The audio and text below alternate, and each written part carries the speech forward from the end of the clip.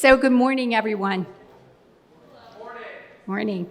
My name is Sister Kathy Nerney, and it's on the behalf of the Institute for Forgiveness and Reconciliation that I welcome you to our presentation today. I'm sure that you know by now that the month of October here at Chestnut Hill College has been dedicated to nonviolence. And we've had many events throughout the month that try to do three things. One, create awareness about gun violence on our streets. I'm sure you've been awakened to the reality of how many people we have lost right here in Philadelphia, right? And you can see it through 447 shirts that have been hanging around our campus and on our rotunda levels, et cetera. So that's one of the things. We also have a portraits demonstration that's been on exhibit from Souls Shot Portrait Project. That's still there in the Redmond Room if you have not taken time or had the opportunity to visit there. So that's creating awareness of gun violence. Second, our hope is to educate people really more seriously to what it is to try to affect change in our laws and try to create safer streets for the people of our city. So education is going to be an important part of our topic today because we are welcoming to Chestnut Hill College someone who has been here throughout the month. His name is Brian Miller, and he's the executive director of Heeding God's Call, which is a faith organization that has been working for well over a decade throughout our city to try to make a difference and create change. So we are more than privileged to have Brian with us today. And he not only educates, he also advocates for change. And you'll hear him invite you to participate in that advocacy before you leave today. So it is a great honor to introduce Brian Miller to you. So will you welcome him, please?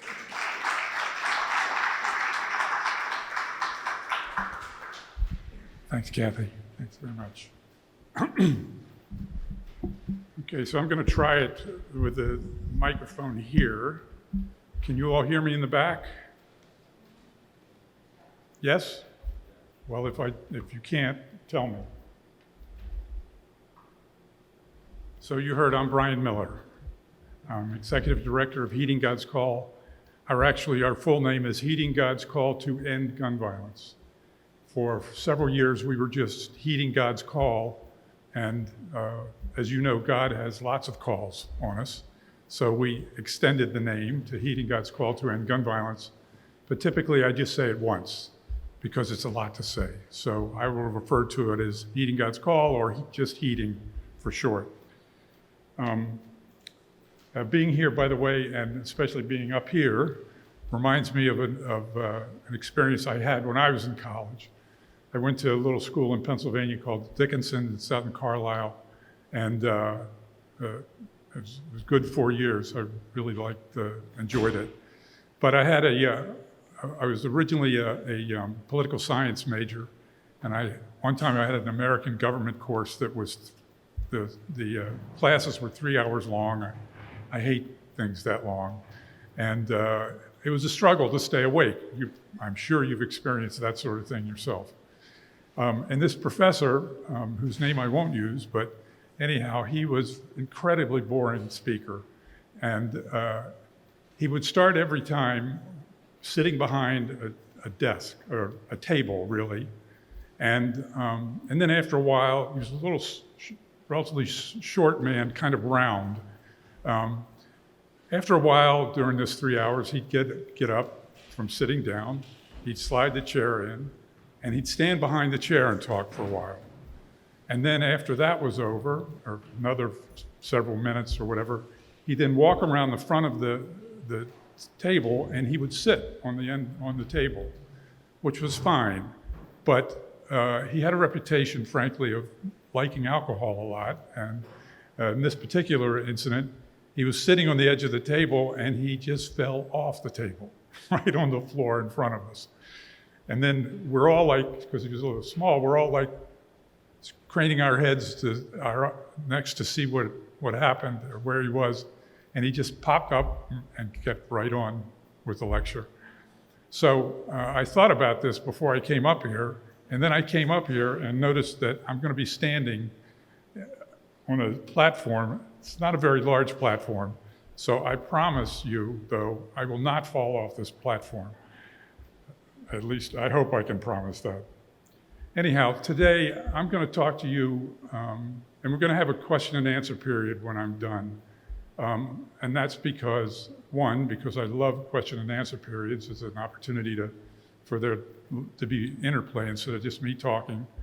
And two, in Q&As, we can get what you are really interested in, because it's not clear that I'm going to talk about everything that you want to know about, and I may raise issues that are interesting to you or whatever. So we are going to have a Q&A, and I look forward to that. I'm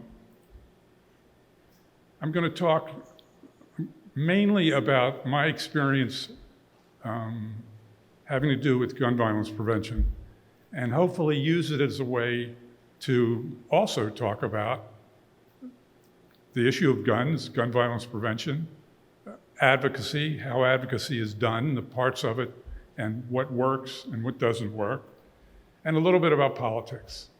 But not too much about politics, because we are, like the college, what's called under IRS rules a 501c3 organization, which means we can talk about politics and we can favor legislation and so on, but we can't be involved in partisan politics. We can't support candidates and so on, which makes the talk about politics more restricted than it would be otherwise. But we'll do that. And I'm going to start off with 2 points. One, you've heard, no doubt, the terms, 2 words together, gun control. And I'm going to ask you all to remember to never use those 2 words together. Because in my long experience in this, I know that when people hear the 2 words gun control, they put you on one end of the spectrum or the other end of the spectrum, and there's no more discussion at that point. So I'm going to talk about gun violence prevention, because whereas control is a pejorative in the American language, prevention is a very positive word. And that's what we want to do. Anyhow, we're going to prevent gun violence more than we want to control guns. So I'm going to stay away from those 2 words, and I hope that you will, after this point, after today, do so as well. So I'm going to start with my story very briefly. You heard I went to Dickinson, and then I went to graduate school at Georgetown, where I was in their foreign service program. I was really, really wanted to be a foreign service officer. Having seen what foreign service officers go through, I'm lucky I did not do that, because I'm not fitted for that kind of job. It's too regimented. But anyhow, so I worked in the Department of Commerce for a number of years in international trade policy, and went to Geneva and so on and so forth, and did that, and then worked for private firms, building sales networks for American products around the world, and did business in over 65 countries, which was, in the main, very interesting and actually a lot of fun. But on November 22nd, 1994, I got a phone call from my sister, my only sister, and she was calling me to tell me that our only brother, FBI Special Agent Mike Miller, had been shot and killed earlier in the day.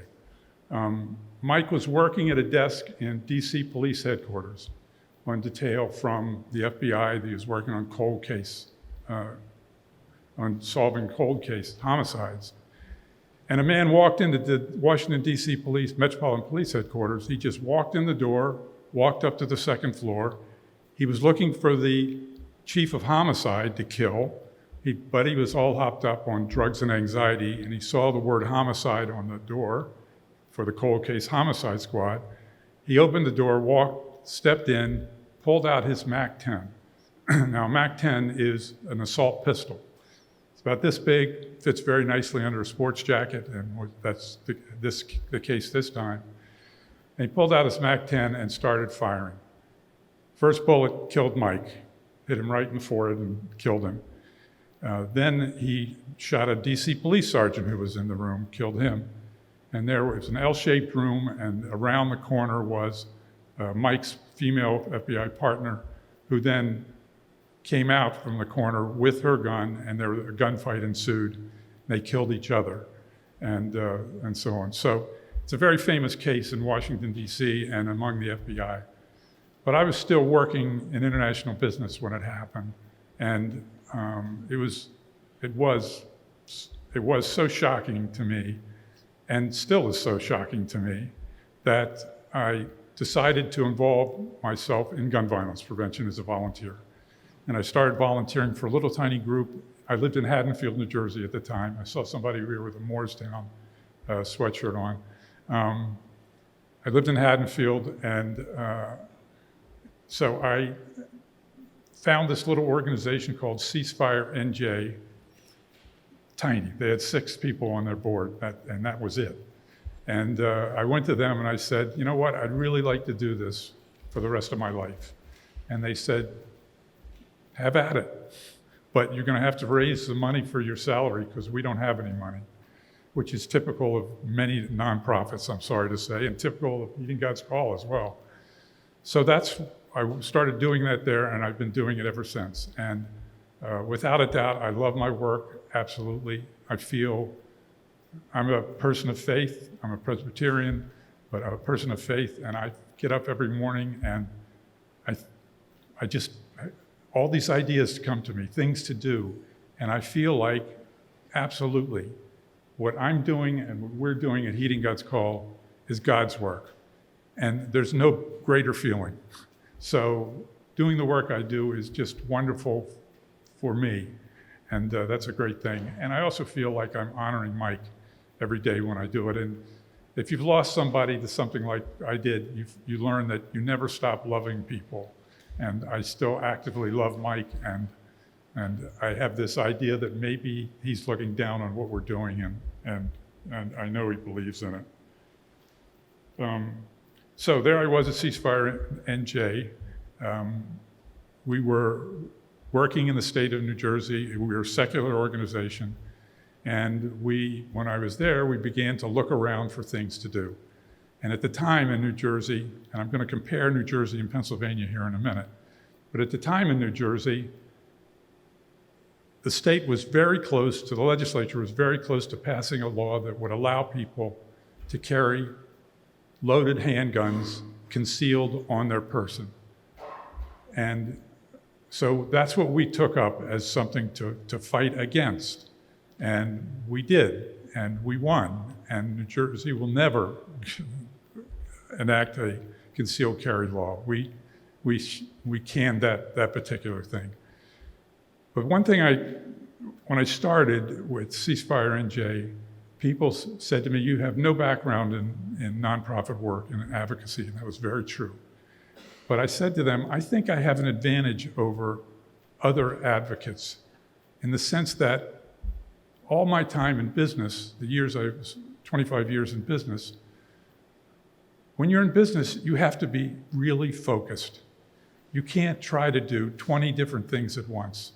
You have to know what your goal is and that be focused, or 2 or 3 goals or whatever, and be very focused on those goals because you're being judged every day on your achievement of those goals. It's not true in the nonprofit world.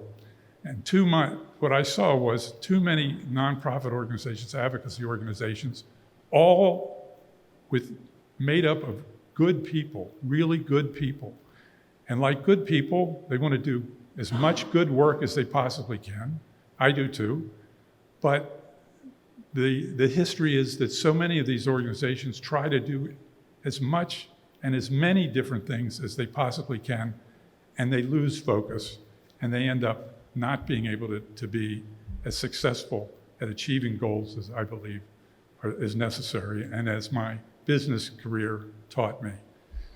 So we succeeded in stopping the concealed carry bill that was moving along. And then we decided there are things we can do positively. And that's what we worked on for the 15 years that I was head of Ceasefire NJ. And we got things done like a 1 handgun a month law. And I'm going to talk about that specifically later because it is something that we are working on at Heeding God's Call. We got we increased the regulation of purchase and transfer of handguns so that it made it more difficult for gun traffickers to get guns, handguns in New Jersey and sell them on the street.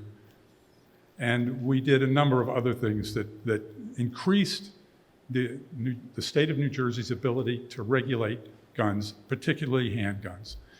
And when I talk and use the term gun, I'm generally just talking about handguns because handguns are overwhelmingly the problem for a very simple reason. You can put them in a pocket. You can't put a rifle in a pocket. You can't put an assault rifle or anything else in a pocket. So that concealability and portability makes handguns the real problem, and they are the real problem in Philadelphia. In fact, when Mayor Nutter, the previous mayor, Michael Nutter, was in, he told the press repeatedly that of the 100% of murders or homicides in the city of Philadelphia in any year, that about 90% of them were handguns, were done with handguns. And then 100% of those 90% were done with illegal handguns.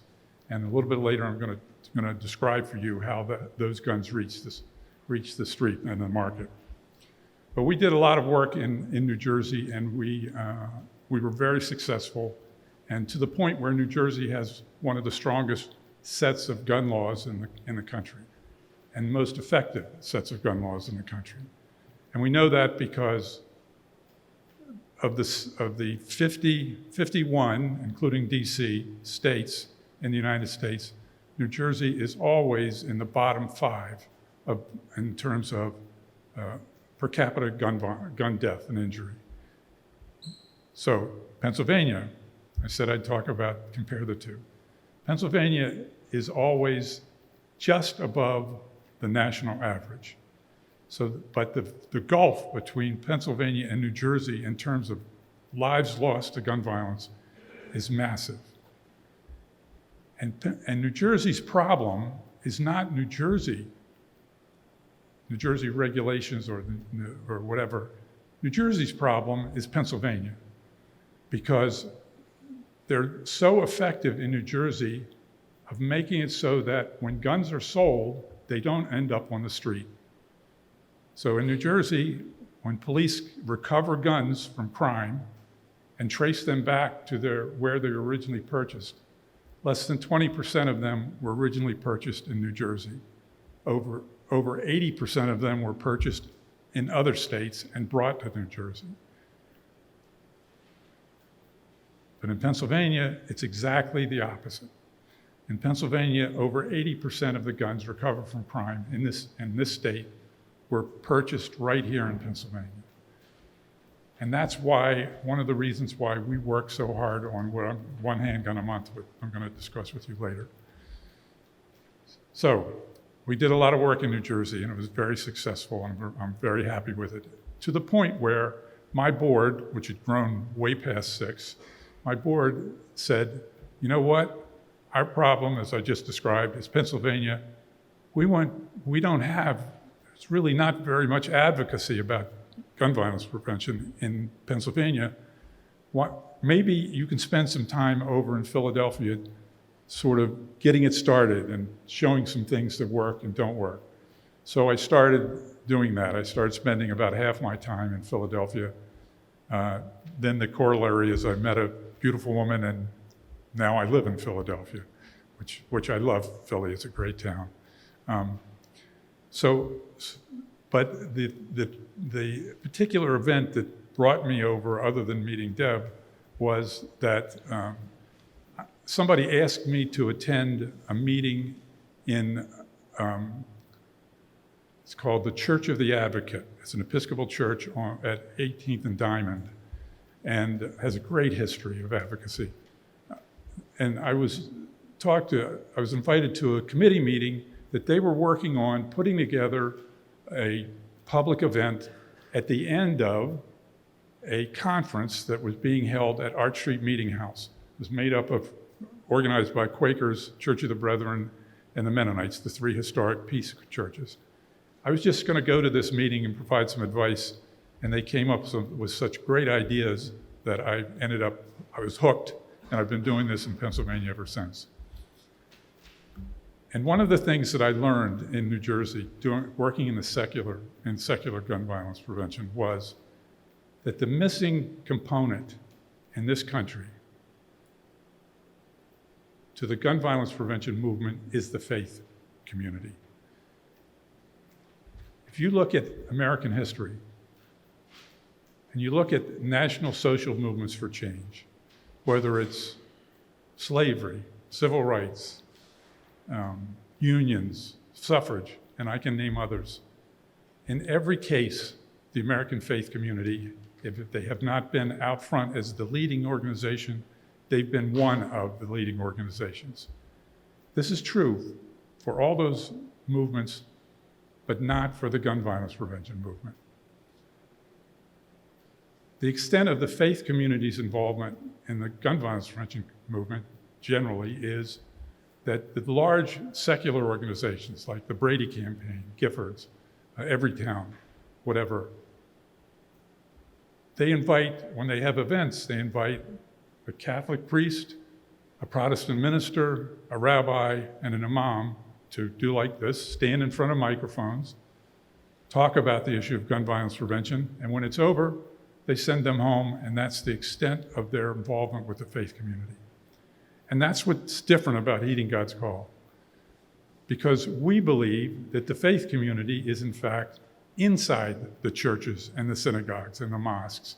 It's all the people that are in there worshiping and involve themselves in activities with their church or with their synagogue or with their mosque. They're the people of the faith communities. They are the faith community. And that's where we point our work towards, is getting those people involved in gun violence prevention. Because if you look at, for instance, at the state of Pennsylvania, an issue like that's important, an important gun violence prevention issue, universal background checks. This is a very simple concept, and I'm at a loss why anyone would oppose it. And the fact is, almost no one does oppose it. Universal background checks, all it means is if you're going to buy or have transferred to you a firearm, that you have to go through a criminal background check, which is a matter of 15 minutes. Yet we don't have universal background checks in most of the United States. 90% of Pennsylvanians, according to many polls, support universal background checks, but we don't have them. And this is something I want to say, that because something is right does not mean it's going to happen or does happen. This is an important thing to think about. And I have this fall subject to this too. If I see something, read it in the newspaper, see it on TV, like universal background checks, that just makes so much sense, it's like, well, why isn't that the case? The fact is, for everything that has to do with society, that if you believe it's right, you have to work for it. Nothing happens because they're right and good. They only happen because somebody and somebodies got together and worked on bringing about change and did things that brought more people to whatever the campaign is, to the point where they built enough momentum that they can get something done. And that momentum is when politicians, when public officials feel the pressure from their constituents that they have to vote a certain way. And we don't want, at Heeding God's Call, yes, we want them to vote a certain way, but we think it's even more important for them to work to pass legislation. Because, for instance, and this is very opinionated of me, but in any case, the Philadelphia delegation to Harrisburg, state reps, state senators, every one of them, except for maybe one state rep, all of them favor universal background checks. Philadelphia is the largest block by far of legislators in Harrisburg. They'll all stand up in places like this and they'll talk the talk and they'll support the legislation. But when they go back to Harrisburg, what they're not doing is forcing their leadership to do something that they want about gun violence. What we want at Heeding God's Call, and when we meet with these folks, and love to have you come with us sometime, when we talk to the legislators, we say, we want you to talk to your leadership and say, I'm not going to vote for that bridge that you want, or the hospital you want, or whatever your pet project is that you need. You need our vote. And they definitely need the Philadelphia block's votes on lots of things. So the block should say, you're not getting our votes on those things until you actually bring up legislation that we want to be voted on. Because the way that the legislature works in many cases is you have a good bill, universal background checks. It never gets on the floor of the state Senate or the state House. The reason is the people who don't want to vote for it make sure that their leadership doesn't put it on the floor. So we always typically, at the beginning of an effort with legislation, work very hard, even when we know we're going to lose, to get legislation on the floor so we can see how people vote. And this is a critical part of advocacy. So when your legislator or somebody you're targeting for to convince us about something, if your legislator votes the wrong way, while he or she is out there telling people they're for gun violence prevention, this happens all the time, you can hold that up before the next election, or other secular groups that are not restricted like we are can hold it up and say, this person is not with you on guns. And that's one of the very important ways to bring about change. So I came over here to New Jersey, or to Pennsylvania, met with these folks at the Church of the Advocate. They came up with a program. And what they wanted to do, and what we're doing still at Heeding God's Call, is focusing on one issue about guns, but focusing very clearly on something and focusing on gun shops. Because the first time every handgun in America is sold, it's sold by a federally licensed gun retailer. And we knew, because this gun retailer down on Spring Garden Street was notorious in the city of Philadelphia for the number of guns that were recovered from crime. He was sort of a pirate guy. His name was Jim Colosimo. And he liked the notoriety that he was getting, and the police weren't doing anything to him. So he was having a good old time making money, making blood money. But we went and got an appointment with him, and we met with him, this little committee of folks. This was, the people in the committee were me, and we had a Catholic Monsignor, we had a couple of Protestant ministers, we had an imam, we had a couple rabbis. We met with Jim Colosimo. His wife was there for the first meeting, and we talked to him about adopting a code of conduct that's on our website still, that would, in our view, if a gun dealer adopted it, then he wouldn't be selling to straw buyers and gun traffickers. I'm going to explain in just a second how guns reach the street. Well, the first meeting we had with Mr. Colosimo, it seemed like he might adopt the code of conduct. And his wife was all for it. She thought it was a great idea. But he said, well, I'm not ready to do it. I'll meet with you again. So we met with him again. And we told him, if you agree to adopt the code of conduct, we're going to advertise you, support you, publicize you as a good Philadelphia citizen. But if you don't agree, then we're going to do something else. And we just left it open, ended that way. Well, second meeting, the gun lobby had gotten to him and he was no longer interested. So what we did was we had a walk and a rally right in front of his gun shop. We got permission from the police to walk down Ridge Avenue and stop in front of his gun shop. And we did it on a Saturday, a really, really cold Saturday. And I lived in Chicago for 3 years, and I never thought I was going to be cold like that again, but it was a Chicago cold Saturday. And this was back in 2009. This is before social media was much of anything.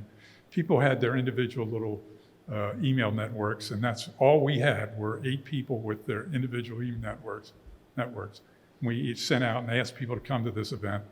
And lo and behold, we thought it'd be great to get 25 or 30 people. 250 people showed up for it. So we thought, we're on to something here. So we have been on to illegal guns and preventing them their reaching the street ever since. And we started doing what we call witnesses, and we love the word witness. It's, I think, a really descriptive, very powerful, faith-oriented word. We did witnesses in front of the gun shop, in front of Colosimo's, along Spring Garden Street, every Monday afternoon from 4 to 5. So what we do is we talk to people who came to one. We say, can you go back to your church or your synagogue or whatever and bring other people? Maybe not the next time, but sometime, because we're going to be here every Monday afternoon. And over time, the number of people that would come and stand with us and sing and pray. There was a light right there at 10th Street. Traffic would back up. We'd hand out little brochures about what we do. And within 2 weeks, that hour was nothing but horn honking because in support of what we were doing, which Mr. Colosimo hated, but tough luck. So we kept that up every Monday from January to September. September 21st, I think, yes, is the International Day of Prayer for Peace. And we did an event, big event, right in front of the gun shop that day. And that evening, as I was coming back I still lived in Haddonfield then, to my apartment, somebody called and said, the U.S. Attorney for Eastern Pennsylvania had just announced that he's shuttering, I love that word, shuttering Colosimo's Gun Center, put him out of business. He had to pay a $50,000 fine. He lost his license to sell guns. He's done with guns, and we were really happy about it. And we knew we had something. And the next day in the Philadelphia Inquirer, one of their writers, opinion writers, said, this is a success for anybody who wants to advocate for good. And that great column praising our work and so on. So that's what we do. We work to build support in the faith community to bring about change in culture and laws about guns. And the first thing we did was what we called that gun shop action at Colosimo's that worked. And that gun shop was closed. And we've continued to do that kind of work from time to time, but we've expanded the number of things we did. But by the way, I was going to say that I was going to describe for you how guns reach the street. And this is something that is very important to us to talk to people about, because in fact, most people, if they ever even think about how guns get in the hands of the people using them, kind of think, well, maybe they fall from the sky in the street corner. They don't. There's a very highly developed, very efficient, illegal distribution of handguns, and that's what we want to affect. So, it all starts typically with a man who has been incarcerated, and he has left incarceration. These two issues, incarceration and gun violence, are very closely related, and that's why I say that. So he's now on the street. He's looking for work. He can't find work because people don't like to hire felons. So they have a tough time when they get out of jail. But he knows from his experience before that one thing he can do is sell guns on the street or across a kitchen table. All he has to do is get those handguns to be able to sell them, because there's a ready market in Philadelphia. And that's our biggest problem in Philadelphia, is how easy it is to get a handgun on the streets of Philadelphia. So our gentleman, we'll call him John Doe, he can't pass a background check to buy guns either. So what he does is he hires someone to stand in for him at the gun shop. We call this person a straw purchaser or a straw buyer, because much like a scarecrow that's stuffed with straw, is made to look like a real person but isn't a real person. A straw buyer is up doing the transaction but is not the real purchaser. So we've seen this dozens of times because we're at gun shops a lot. The two of them, the trafficker, always a male, and that's the guy, the formerly incarcerated man. He's a gun trafficker. And the straw buyer, normally a female. Not because women are in any way more evil than men or anything, but it's because more women, a higher portion of women can pass a background check than men. So when our trafficker is looking for somebody to go in with him to the gun shop, he's inclined to hire a woman to go with him. It's usually a relative or somebody on where he used to live, the block that he used to live. He doesn't care. He just wants them to be able to pass the background check. So they go in the gun shop together. We've seen this happen all the time. The trafficker typically actually interacts with the gun shop owner. And sometimes he'll even ask to hold a gun and wave it around, get the feel for it or whatever. But he's given a list of guns he wants to the straw buyer. She's standing in the back, waiting for this to be for her turn. When he's done communicating with the gun shop owner, he steps back and she steps forward. She then gets the background check form and fills it out and signs it. Now, there's only one question on the background check form that has anything to do with gun trafficking, and that is a check mark where if she checks it, she is saying that she's purchasing these guns for her personal use. So she's broken a law there. But you'll see why that doesn't help, if you will. So she's filled out the background check form and signed it, gives it back to the owner, and the owner then does the background check process. Now, in Pennsylvania, that means the gun shop owner calls the state police. State police have a data port operator, punches in the identifying information for the woman, and it goes through an electronic signal to the West Virginia, where the FBI has this massive database. And if there's no prohibiting information for that straw buyer in there, the signal comes back to Harrisburg. It's a green light. Now, prohibiting information are felony records, certain domestic violence issues, certain mental health issues, and age, because you must be 21 at least to buy a handgun. But let's say our straw buyer is clean, basically. So the information comes back to Harrisburg, it's a green light. Harrisburg calls the gun shop owner and says it's a green light. If there was prohibiting information, they would say it's a red light. Nobody's asked what guns are being purchased or how many guns are being purchased. Just the transaction can go forward or it can't go forward.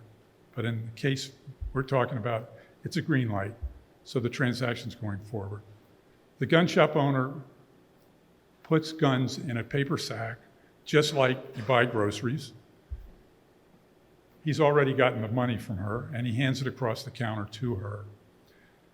The two of them now leave the gun shop, go outside. The trafficker pops open the trunk of his car, puts the guns in, gives her a service fee in either drugs or money. She's done. She's thrilled to be leaving this whole thing, being away from it, because she knows she's doing something illegal. He goes back to the car, closes the trunk. He's now got a trunk load of guns to sell on the street with no connection to him at all, because all the connections are to her. And I'll note something. I said guns. I didn't say gun, because the trafficker is a business person. No business person selling anything, unless it's very large diamonds or big and expensive Rolls Royces, can do it one at a time. Every business does things in units. That includes the trafficker. But now he's got these guns that he can sell on the street. He knows there's demand there. He's going to supply that demand. He's going to make enough money doing this to survive and thrive. So let's take the case of these guns, the straw buyer who's left now. She's gone home. And our traffickers selling the guns on the street. One of them ends up in, we'll say, an armed robbery, some sort of crime. Ends up in an armed robbery. The police recover the gun. They then trace it. And tracing a handgun is very simple and takes almost no time, because it just involves 3 phone calls, one to the manufacturer, one to the wholesaler, and one to the retailer. And through this process, which takes so little time, they get to the gun shop owner. They say, you sold this gun, the make, model, and serial number. Who did you sell it to? He looks through his paper files, because by law, he's not allowed to use a computer for this. And he looks through his paper files and he says, well, I sold it to Jane Doe on such and such a date. The police go to Jane Doe, knock on her door, and she comes, and they say, Jane, we recovered the handgun, this Glock 9 you bought on such and such a date at Colosimo's. We recovered it from an armed robbery. What's the story? And Jane says one of 2 things. Either she says it was lost or it was stolen. And in 99% of the cases, that's the end of the story. Because it's so hard for police and law enforcement to reconnect the chain of evidence that was broken when she handed the guns to the trafficker and he put it in the trunk of his car. So there's a group that's funded by the state that works in Philadelphia. It's called the Gun Violence Task Force. Great group of men, generally. It's made up of former detectives, former policemen, former prosecutors, and all they do is seek to reconnect that chain of evidence so they can get to the traffickers. Because they're really not that interested in the straw buyers. These are usually women who are not in great circumstances, who have been talked into something or are afraid of the trafficker, so do it. So their interest is in getting to the traffickers and putting them out of business. But in any day or whatever in Philadelphia, there are maybe 100 to 150 of these cases, open cases, that are being dealt with by the Gun Violence Task Force. Now, last year, Philadelphia police recovered 4,600 guns from crime versus 100 to 150 cases being held. Law enforcement cannot close off the spigot by typical law enforcement effort. They're trying as hard as they can, but the problem is just too massive, so they can't do it. We applaud their work at Heating Guns Call, but we know that more needs to be done. And we also believe at Heating Guns Call that there are lots of things that can be done, neighborhood work to get, because gun violence is closely associated with poverty, with poor education, with all the various things that we see, the ails of society that we'd all like to deal with. And all those are great efforts that many, many people are taking care of. And I'm happy to say that both the city and the state have increased their funding just this year for organizations that do that kind of work. But remember, I said back in the beginning about being focused, and we've always been focused on illegal guns at Heating Guns Call and trying to stop that, as we did with Colosimo's. And what we want to do is get to the point where we can pass and enact legislation, laws, that will limit individuals to the purchase of no more than a single handgun in any 30-day period. We call it one handgun a month. It's got a cute little name, which is helpful to sell it, frankly, to pitch it. But it works for very, very simply, because remember, the trafficker, that business person, He can't do it one at a time. If he had to do it one at a time, he would have to, every time he wanted to build inventory, every straw buyer he hired to buy one handgun, he'd have to go through that process for each one. And it's the risk, although it's relatively low, it's multiplied by going in and out a number of times. And the cost goes up because sooner really, straw buyers are going to realize their work is worth more, so that the price goes up. So New Jersey has had one handgun a month for about 10 years, and it's an important part of New Jersey's ability to keep gun trafficking, to depress gun trafficking, and to make sure that guns don't leak from New Jersey-based gun dealers to the street. Again, the guns are coming from Pennsylvania and from Georgia and from Ohio and so on, but Pennsylvania is the leading source state, other than New Jersey, for guns recovered from crime in New Jersey. So back to Heating Guns Call. So we did the work at Coliseumos, which is really important, and I urge advocates always to do public events at locations where there can be tied to whatever the issue is. A gun shop is very clear, but there are other things. Like in New Jersey, we were working on a law that we called a childproof handgun law, and so we went to PTAs. We had rallies at PTAs and at the State Board of Education and so on and so forth. And then rallies at police departments and so on, and at hospitals, because doctors in hospitals and nurses in hospitals face this problem of people being shot and brought into their places and so on. And that's an important point of advocacy. And this is something here in Pennsylvania. There's a secular group that we work with called Ceasefire PA. And so they, on Tuesday, had a rally in Harrisburg at the State House. And these are important to do, but in our view, it's much more effective to do it at a place where you're not really expected. Everybody does these things in Harrisburg. Every day there are rallies in Harrisburg.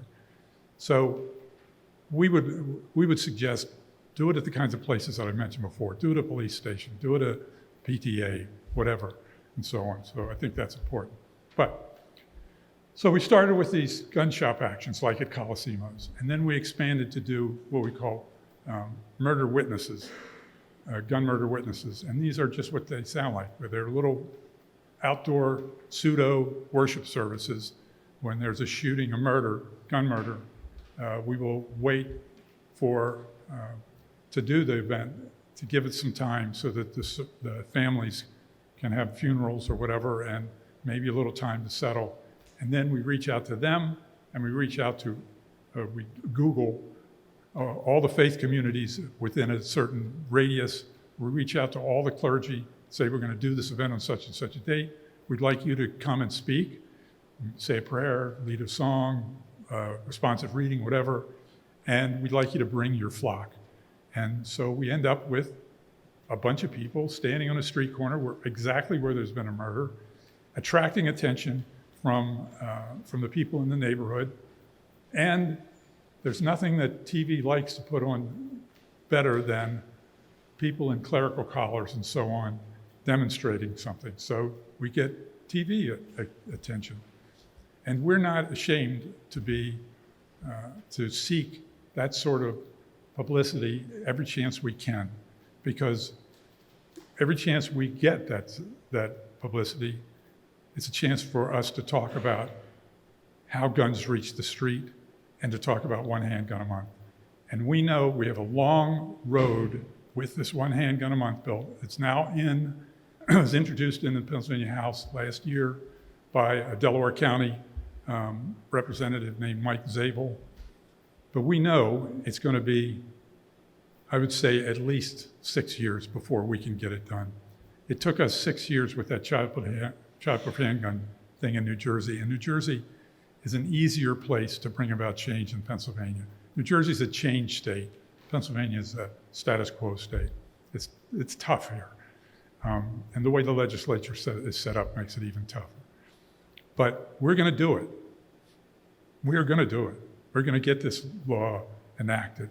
It may take us 3 years, it may take us 6, it may take us 10, but we're going to do it because it's the right thing to do, and we know how important advocacy is, and we know how to do it.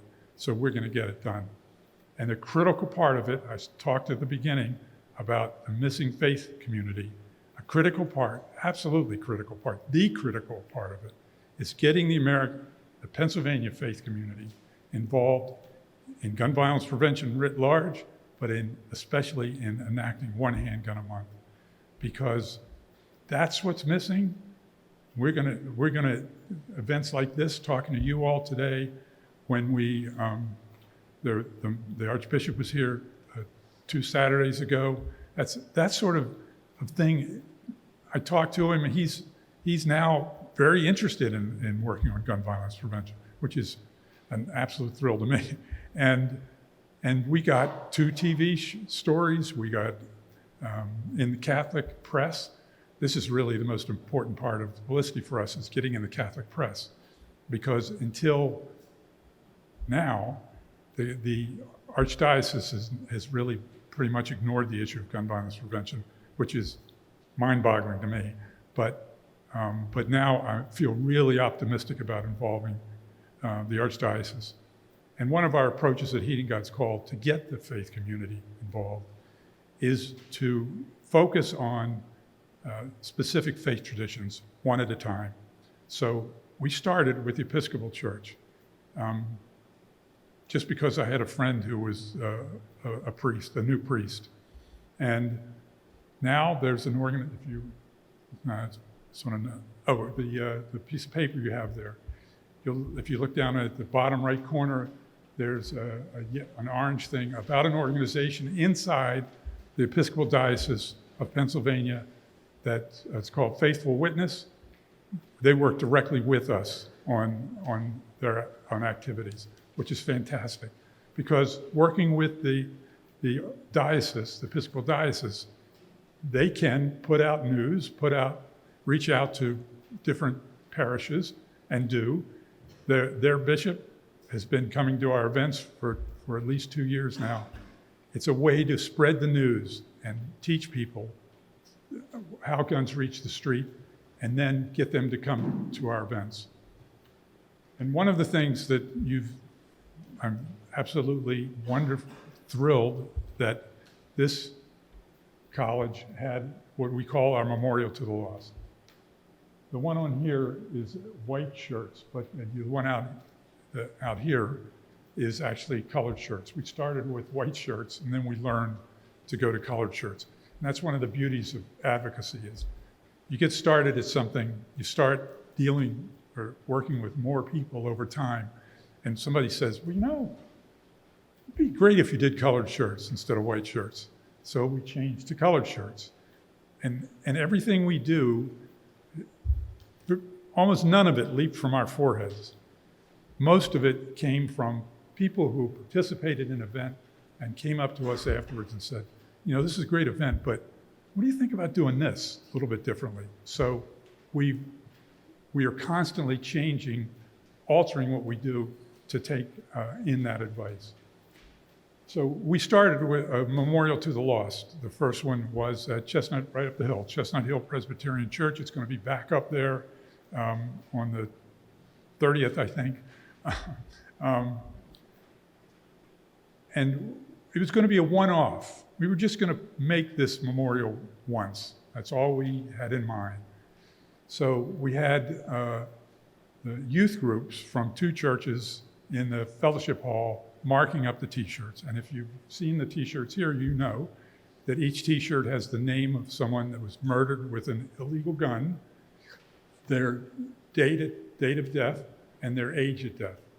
So there were people, youth inside, marking up the shirts, and a number of men were outside pounding concrete rebar, as many of you did, into the ground and assembling the frames, which are made out of simple PVC plumbing pipe. And then the shirts, we're out there doing that, the shirts started coming out from the people in the fellowship hall, and we started hanging them on the frames. And as soon as we started doing that, cars on Germantown Avenue started slowing down, turning around, coming back and parking. And people would get out of their cars, walk among the shirts, and say, "What's this? What's going on here? Why are you doing this?" Thank God, that's what we wanted, exactly what we wanted.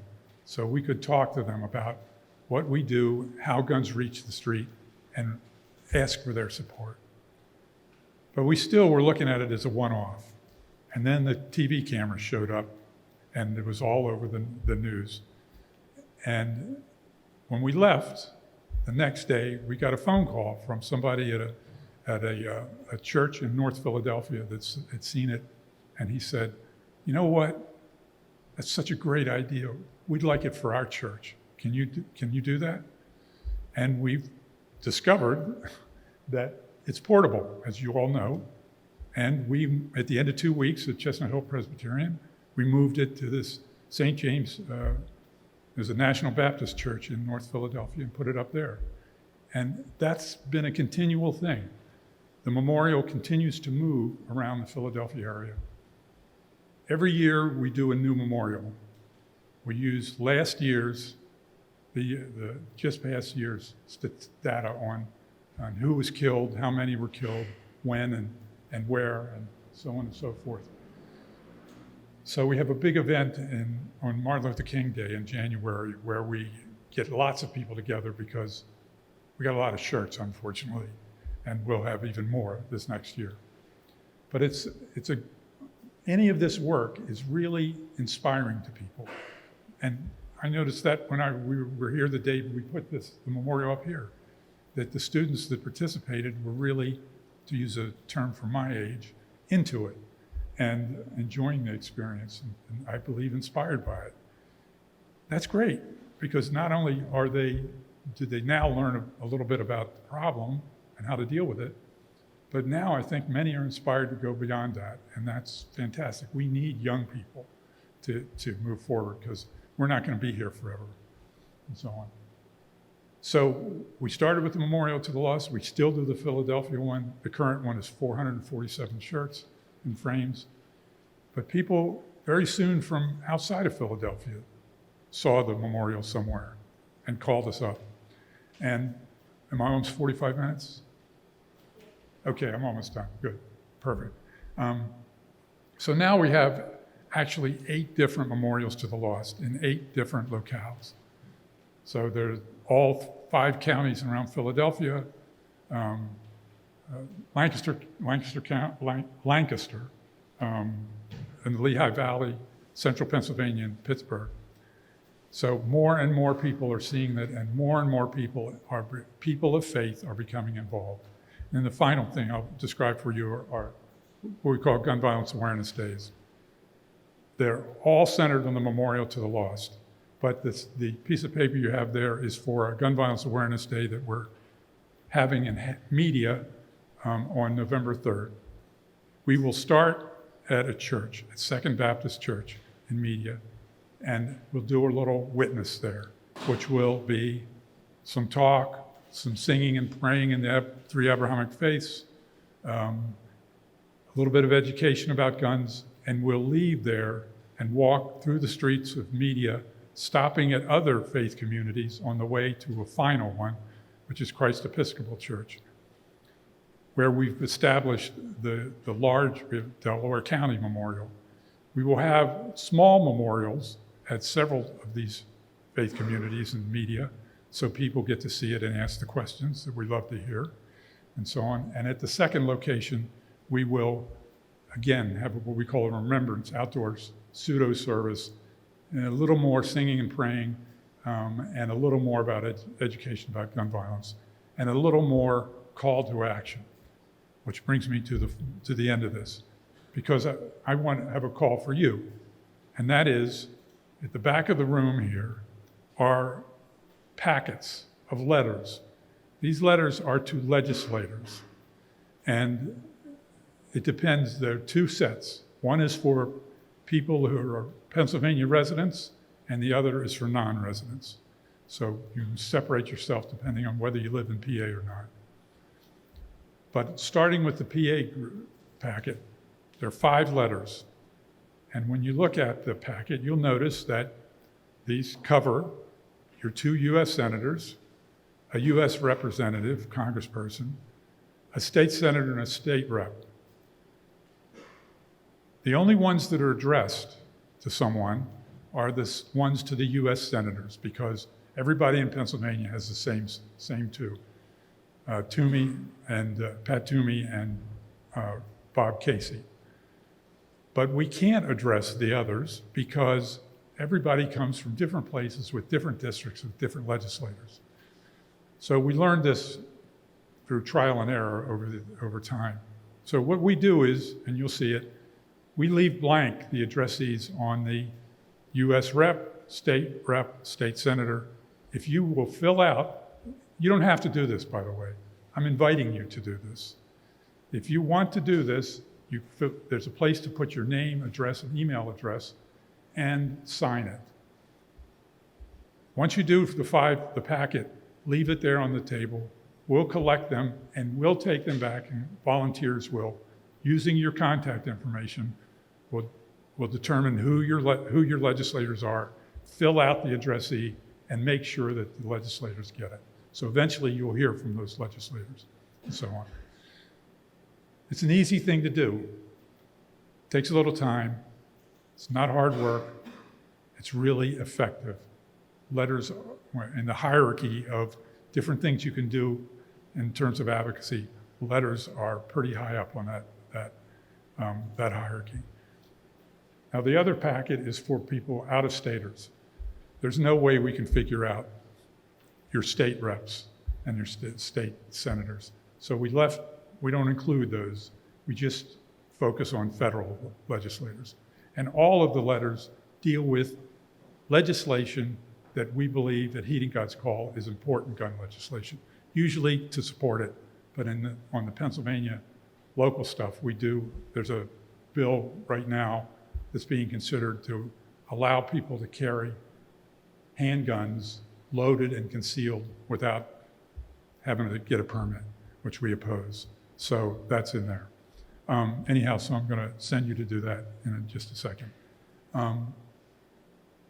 So I think that's pretty much what I want to say. Other than just to iterate, advocacy is the only way things change. Advocacy is the only way things change. If you can remember that, and when there's something, if it's not guns, if it's health, if it's whatever, that is important to you, that has to do with law or culture, you need to advocate for it. Go find an organization that deals with this. Talk to them about what you want. Learn about the issue so that you can talk to other people intelligently about it.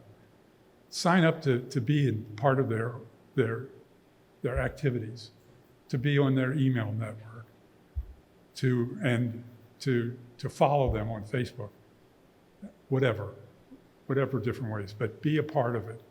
Because if you do that, you're going to bring about change. And again, it's the only way to bring about change.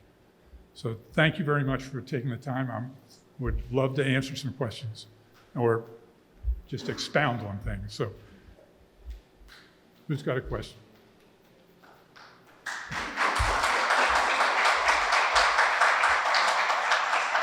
Thank you. So we're talking about guns. This is controversial, very controversial in this country. Somebody's got to have a question about, and I'm glad to talk about guns even. So what do you say? Thank you.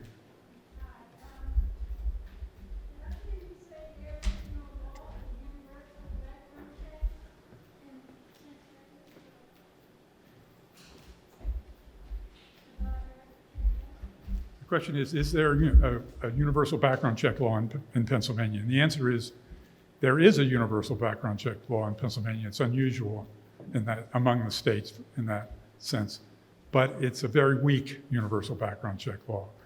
Basically, all it requires is that to buy a handgun, you have to pass the federal background check, which is that phone call that the owner makes to the Harrisburg State Police to whether you have any of those three things in the database. State like New Jersey has real universal background checks. That means when you go to buy things that are part of it, when you go to buy a handgun in New Jersey, first off, you can only buy one. But you also, when you fill out that background check form and check that box, at that point, the gun shop owner picks up the form that you just filled out, and it's in triplicate. And he pulls off a copy of it, hands it back to you, and says, take this to your local police department, where they're going to do the background check. Now, what person knowingly committing a crime is going to go to a police department? They don't. But let's say they do. Some guy, he thinks he's smarter than the cops, so he goes to the police department with his background check copy of his form. He gives it to them. They pull out the pads, the ink pads, and say, put your fingers here. We're going to take your fingerprints. Well, fine. He's now at the police department being fingerprinted, and they tell him, we'll get back to you in 2 weeks, because under New Jersey law, you have to wait 2 weeks between the point where you may start the purchase and you get the gun. A minimum of 2 weeks.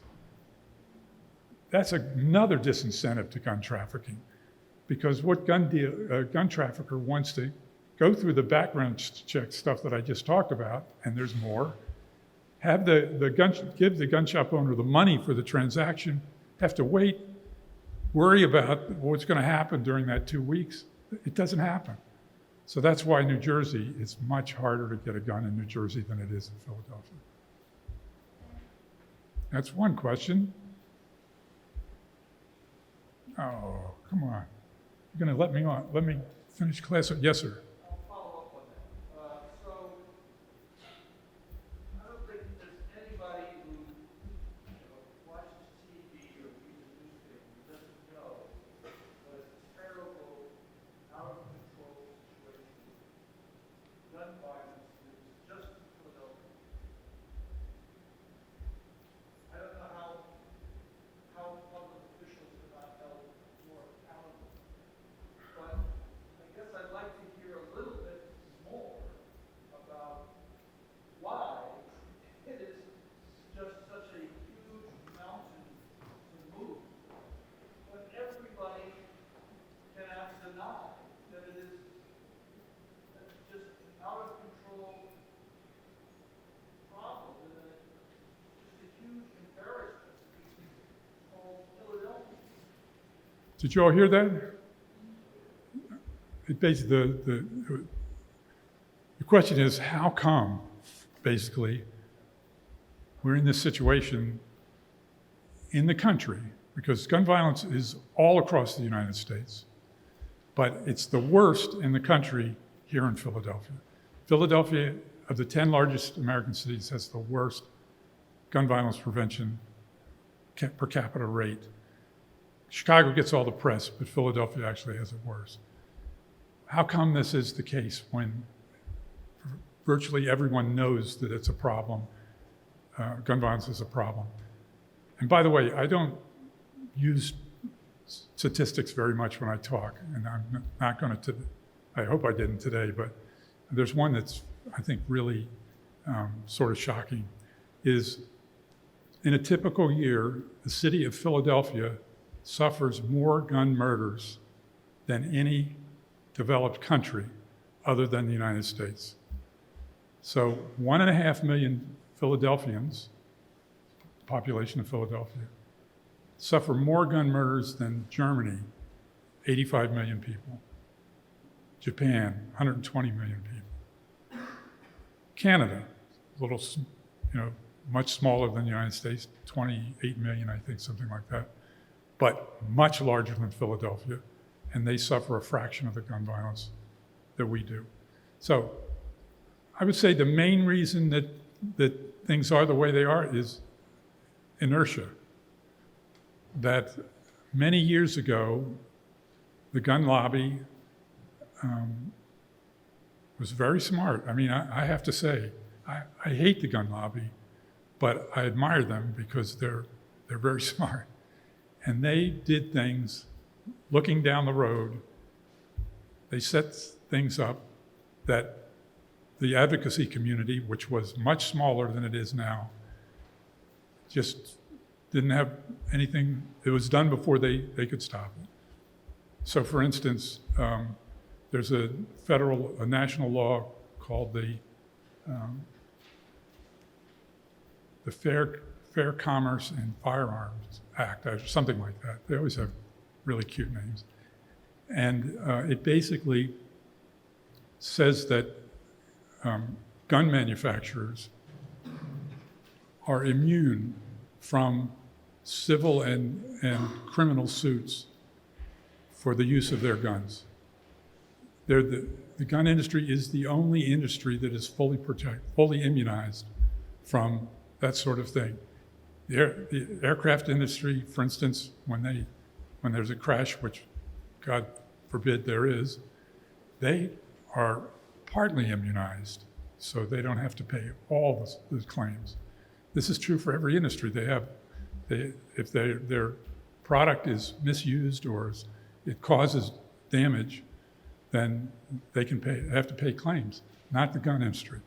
So the gun lobby, working with the gun industry decades ago, started doing things and setting up laws like that, and so on, that legislators got used to. I mean, sounds obnoxious, but it's true.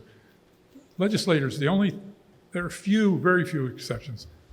Legislators, their goal is to get reelected. That's it. And that's the secret. That's what you have to be successful in advocacy with them. You have to either have something you can give them that's very helpful, and the NRA, the gun lobby is very helpful at giving lots of money, or something you can take away from them. And taking away from them is voter support. That's what the movement has to work on. We're done. I went too long, sorry.